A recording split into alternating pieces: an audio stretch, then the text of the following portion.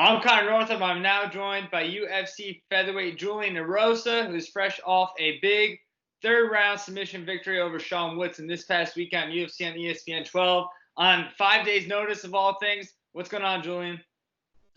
Man, it's been a hurricane of things. I got the call to fight. I had to do medicals that next day. Then I had to make weight the next day. Well, I just cut weight the next day on Thursday. Then cut the rest and made weight on Friday. Had some food, then fought, and then it's been a couple of days, and so been able to try to digest everything now that the fight's over. But yeah, man, it was just kind of like bang, bang, bang, and there really wasn't much time to think about anything. It was just kind of yes, let's do this, let's go, cut weight, let's and then let's fight. So it was just kind of a whirlwind of things. Yeah. I mean, obviously, I'm sure you would have liked a little more time to prepare, but I mean, when all is said and done, I mean, is this kind of how you prefer too, like where it is so fast that you don't have time to like overthink things? It's more simplified. Yeah, for sure. A lot of guys that, I mean, for me, it doesn't really matter. Every day in the gym's a fight. For sparring, it's almost the same as a fight. We're a little bit more protected. But anytime I go train, I kind of have that same mentality as a fight. And so, for me, if I have 6 weeks versus having like a couple of days, it's all relatively the same. I've been getting ready for a fight that I didn't have for the last 6 to 8 weeks already because I I got a good manager, and he was telling me that these short notice fights are coming up, especially with the Corona thing going on. And it's kind of the silver lining to my, to my pandemic was the thought that I could possibly get back in the UFC after being 1-4, and it fell into my lap. The opportunity came about, and Jason House, my manager, is the magic man, and he was able to work on his end really hard, and he told me to do the same. So I was working hard for the last 6 to 8 weeks. And, once Tuesday came around, they told me, it had already been a fight camp for me. Every week was a fight camp leading up to this. I was already getting my weight low, dieting, making sure everything was on point. And, within 5 days or 4 days, I was able to make 150 pounds. And I got as low as, 48.5. So I was only 2.5 pounds away from actually making featherweight. And so, on such a short notice, that's the only thing really that, you worry about in these short notices is more your weight than anything else. I was physically in great shape, just as good as I would have been in a fight camp. Just more about the weight, when you get the call on Tuesday, it's like, okay, let's make sure let's get this weight off. And, so I was lucky enough to have it, at the catch weight, but, even then it was only 4 extra pounds. And, me and Woodson are some tall, big dudes at featherweight. And so, I don't know if he had a hard time making weight or not. I really didn't have the hardest time. I was 170 on Monday when I woke up, but I was, drinking a lot of water at the time, so I was water loaded, and was able to cut the 20 pounds up until Friday, and it really wasn't that big of a deal. I felt fine. Put a little bit of work into the weight cut, but everything went smooth, just like like any other fight, and was able to step in there and do my business. Yeah. And I know this was like your third stint, and just kind of going off like what you said to your third stint with the UFC, and I think you only had one fight out of the UFC since your last stint. But I mean, is this something you kind of always expected that you eventually, like whether it was in the pandemic or not, that you'd eventually make it back here? Honestly, if you would ask me after I lost to Julio Arce, it was my last UFC fight before this one, I would have told you there was like no chance in hell that I was going to fight in the UFC again. Not because I didn't want to. Obviously, I want to fight in the UFC, but Yeah. I figured I was 1-4. They've given me so many opportunities, and obviously, a lot of the guys that I fought back when I had fought them, are studs. Julio Arce is one of the top featherweights around. Same with Grant Dawson. I mean, the guy has a crazy good record, and Devontae Smith is was killing dudes as well. So I don't take it too badly that I lost to those guys. There's a little bit of circumstantial things. I took Devontae on like 10 days and up a weight class, and the guy was like 8-1 at the time, and all of his wins were knockouts. So like taking a fight and getting knocked out by him is just it's just something I had to take just to get back into the octagon. Not that I was planning on getting knocked out by him, but it's just something that happened. And then I fought Grant Dawson, and I had an ear infection. I was on antibiotics when I fought him, and was completely gassed out between the second and third round. If you watch that fight, you watch this Sean Woodson fight, you can tell that my cardio was absolutely garbage. It wasn't because I hadn't been training. I was in some of the best shape of my life for that Grant Dawson fight. I just was on antibiotics, and it really took it out of me. I didn't want to pull out of that fight for a stupid ear infection, but maybe I should have, could have, would have, but that was in the past, and so you got to move on. And when I fought Julio Arce, I felt like I was up 2 rounds maybe. I mean, I felt like I was giving him a run for his money on that fight before I got knocked out in the third round, and so just some bad circumstantial things, and I think a lot of the odds makers and people that were watching or talking about me, that's all they ever see. People only see what you've done in the octagon, and you're only as good as your last fight. And so a lot of these guys, betting against me and saying that I was kind of just a lamb getting slaughtered. They don't know, they don't train every day with me, and they don't train with that guy every day. So how do they really know what we're doing and the kind of work that we're putting in? So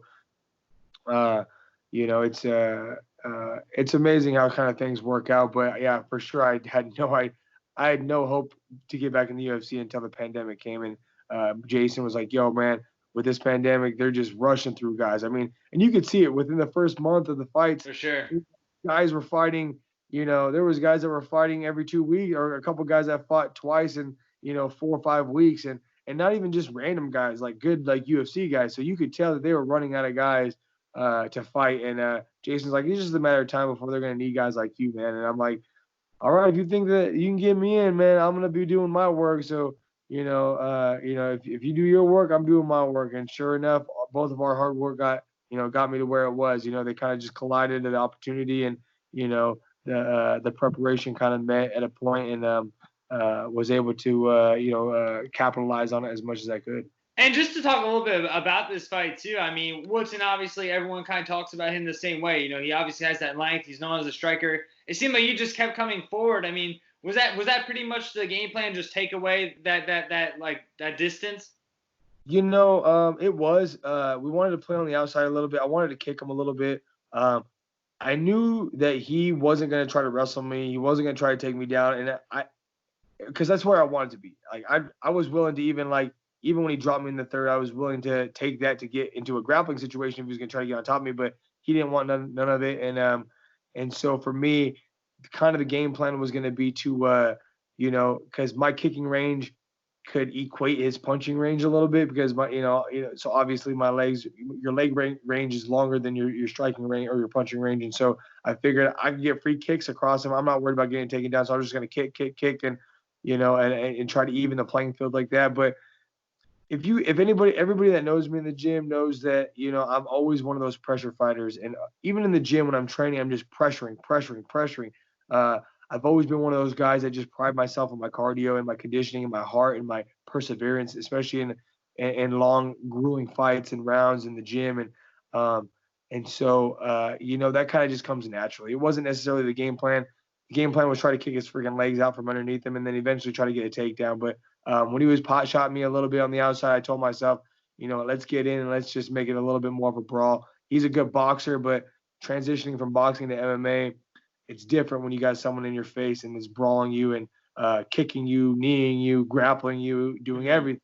It makes it a whole lot different. So once the first round was kind of, going through and I started catching a couple shots on the inside, I figured that was going to be my best bet, just to get on the inside and make him pay for some of his shots and try to make him pay for some of his he was trying to almost box around and dance around, and he was super clean with his technique, but he was being a little bit low-handed like I was as well. And I figured if I got a couple good shots on him, it was going to change the outcome of the fight. And I got a couple good body shots on him as well, and I think that kind of switched it up and just breaking him down. He's a tree. So I had to break his legs down, break his body down, and eventually, break him all the way down and choke him out. So, I had to get in, which is unusual because I'm 6'1" with a pretty for featherweight. And, I've never really fought anybody taller than me, but, I've always been one to adjust and adapt. And, I only had a few days to get ready for him, but, the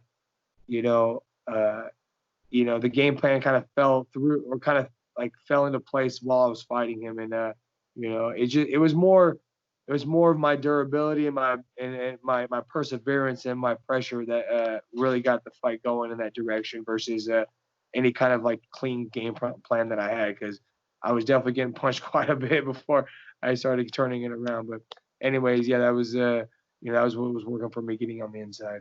Yeah. It seemed like he came out pretty aggressive too in that first round. What was kind of said between that first and second? Because it seemed like after that it was kind of the turning point for you? It started like, you start landing more in that second, and then obviously the third went the way the third went. Yeah, even the second round, he kind of came out, pretty aggressive. Seemed like after that minute break he was, and he's long and lean. It seems like he fights pretty relaxed. And so when you're doing that, and he's boxed, I mean, he's got like, over 50 pro boxing matches. So he was a Golden Gloves kid, or I'm not a big boxing fan. I don't really know like all the logistics behind that kind of stuff, but you could just tell watching his fights that he's relaxed. And I've always been relaxed too. And I know when you're relaxed that you can go and go and go and go. And so it seemed like he was conserving some pretty good energy throughout the rounds as well. And so I just had to make it dirty, and in between the first and second round, I figured I'd lost it. And my coaches told me, let's kind of pick it up and, let's get in his face and let's work a little bit more. Let's try to break him down a little bit more. And, it really wasn't any of that kind of stuff. It was more of just me enjoying it and just wanting to like take one to give one. And I think once it got to that kind of like that gritty, like you give me some punches, I'll give you some punches, let's see who's willing to really step up and stand in the pocket and exchange here. I think that's when things started switching around for me, and I could tell he was getting frustrated in the second round, and it was me, just that pressure. Like I said, if you watch the first round, you watch the second round, almost the entire time he's against the cage. He's defensive fighting against me, which is weird because one of the judges gave him that one, which makes no sense to me. I think maybe they just thought he was getting the better shots, but I pressured him the entire second round and got some good shots off on him in there, and I could just feel it. Fighting's almost like dancing. Like you don't necessarily need to tell a girl you want to dance with her. You can just start dancing and understand and feel the vibe between you guys. Same as a fight. It's almost just like a more violent dance, and I could just feel him starting to get more frustrated and start to break down a little bit. And I knew that he could feel that I was getting more and more confident and more and adding more pressure throughout the fight. And so and not only that I was going to pressure and finish strong in that round, but I was going to pressure and finish strong in the fight. And so once I started starting to feel him starting to crumble a little bit more, obviously brings my confidence up and obviously it worked out right for me. And I think the ability of me pressuring him so hard in the second is what got me to get that submission in the third round. Yeah. Would you say this is the biggest win of your career? It definitely is, just because, it's my coming back party to the UFC. And not only did I get a win, I got it pretty impressively over an impressive dude who was, getting hyped up. And so just in that sense, it's not like I just went in there and got like a mediocre win against a mediocre guy.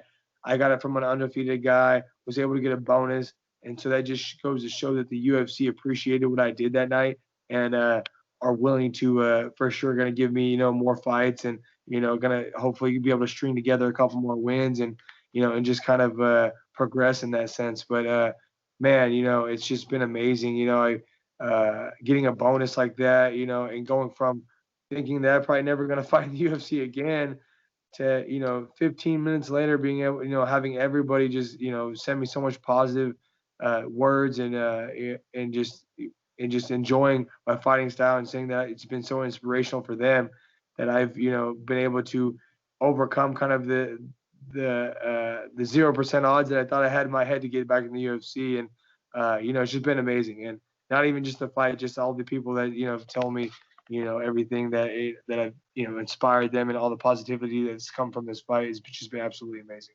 Yeah. What were kind of like your emotions too? Because like you said in the beginning too, like you weren't really expecting to maybe ever get back to UFC. Then here you go, 5 days notice, you get in there, you beat an undefeated guy, you finish him, and not only do you get your hand raised, but you do get that bonus too. Like what were the emotions at like the end of the night? Man, if you look at some of the pictures that after the fight that I had, it's almost hard for me to pull back like tears when that happened because I was just so happy.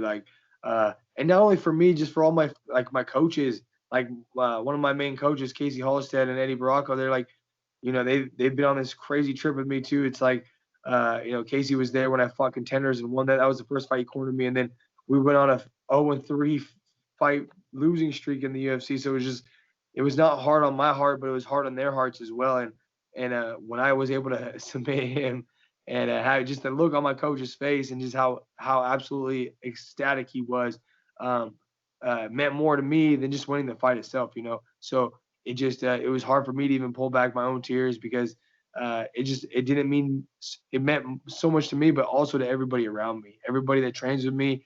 You know, we needed it as a team. You know, we've been on a kind of a skid. Tim Elliott's one of my teammates. Gina Mazzani is one of my teammates. Gustavo Lopez, Joe Benavidez. All four of those guys are all coming off of losses, and it was back to back to back to back. And we needed it. You know, we needed somebody to step up and get a win like that. And now, not only just a win like that, or not just a win, but just a win as gritty as it was. You know, really just bite down, because that's kind of how we are. You know, all of us in the gym, we're just kind of gritty fighters, and I feel like it was like a little bit uplifting for everybody, and that's more important to me than the win itself. Yeah. And before I let you go, Julian, too, where would you like to go from here? Do you have anyone like in mind either?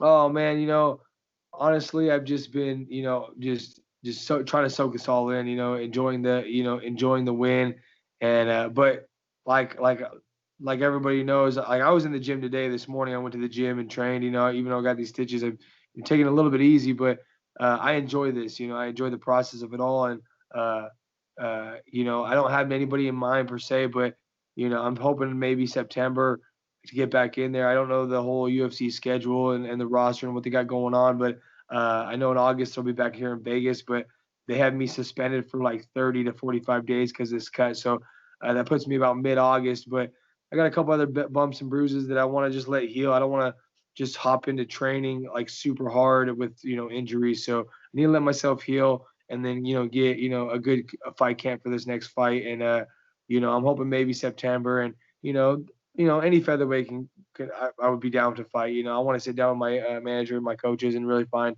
a handful of guys that we could maybe, send off to Sean and be like, hey man, any of these guys want to fight me, and see what's going on with their schedules.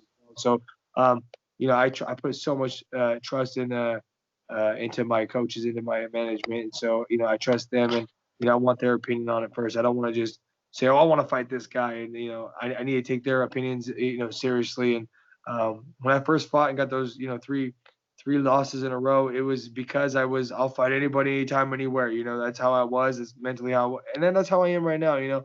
But I need to trust those guys to really set me up for success. I need to quit stepping in, on my own foot and tripping myself up. And so I want to talk to them, sit down with them, and I'm hoping like September to fight somebody. Yeah. Are you looking for like maybe a more like slower, like methodical approach per se, kind of? Oh, this third time around? Yeah, I'm a little bit older, a little bit more wiser, I would say. I've been in the game for a long time, and as confident as I am in myself to fight anybody, I would, for so long I would have been, I would have said yes to fighting the champion on a 2-day notice, but that's not the smartest thing to do. The fighting career, your fighting career is only a blink of an eye, and so you really want to set yourself up for success. And I feel like there's a lot of guys out there I could fight and win that are really tough featherweights that'll start to catapult my career into the top level and the top tier guys up there. But not only that, but just to build kind of a fan base and get some fun fights. Like I want to fight dudes that that will set up fights like I just had, where it's exciting. I'm a fan favorite, and people just want to watch it for the enjoyment. I want to be like old school Diego Sanchez or Leonard Garcia, those guys that fought, and it didn't matter how many losses they were coming off of. The people just knew that they were going to come and bring a fight, and that's the kind of guy I want to be. But I got to take a little bit smarter approach to it. I can't just be throwing caution to the wind. I got one more chance at this, and I want to be as smart about it as possible. Yeah. Does this feel like your last chance? You never know. You really never know. But it feels like something that I don't want to take advantage of, or I don't want to take for granted. I want to take advantage of it to the fullest. And coming off a win like that, if I can really set myself up with another like decent win, I know that I'll be here to stay for a little while, and then I can really kind of pick and choose and just try to make this run a little bit more cleaner than my last ones. when I came off the Ultimate Fighter, I was a young kid who had no idea about anything really. I was just wanting to fight. And then the second time through, it was like I was desperate. I felt desperate for it, and I was just taking any fight. Just like I said, I had an ear infection the week of. I was on antibiotics when I fought Grant Dawson, and it was because it was almost like I was being desperate.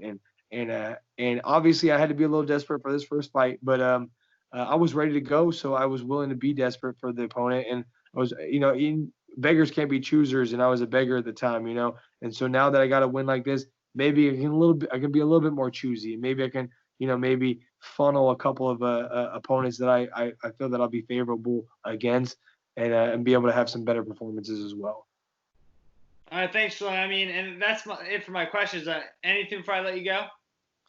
I just really just want to, I want to shout out to all my friends and family and my coaches, Coach Eddie Baracco, Casey Halstead, and my other cornerman, George Alcala, who's been, by me for years now. And they were my corners. But also the number one person I want to thank is Jason House, my manager, man. Without him, this would never have happened. I went from never thinking I was going to fight in the UFC to everything's turning around in a week, So he works just as hard as I work, but just differently. He works just as hard as a manager as I work as a fighter. So it's nice to have him in my corner and be, pushing for me. And he's the type of manager that'll have two of his guys that he manages fight each other, but not because it benefits him, because he wants to help both guys out, And I fought a guy that's managed by Jason as well, and there's no animosity about that.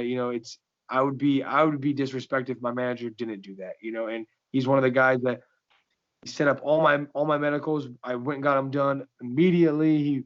He made sure I had everything I needed to make my weight. And he brought me my dinner for after weigh-ins. He brought me Olive Garden. He brought me cookies. He brought me a bunch of gifts and stuff. So he does it right. He's a guy that's really been there for me, as of recently. And so I just really want to shout out to Jason House and Iridium Sports Agency. They've been nothing but the best, and I want to be here for them. So I want to thank everybody and all my fans and everybody that's been giving me positive feedback ever since my fight as well. And thank you as well for having me on. Yeah, no problem. Thank you, Julian, and I wish you a quick recovery, and congrats on the win. I appreciate it, brother. You take care, man. Have a good one.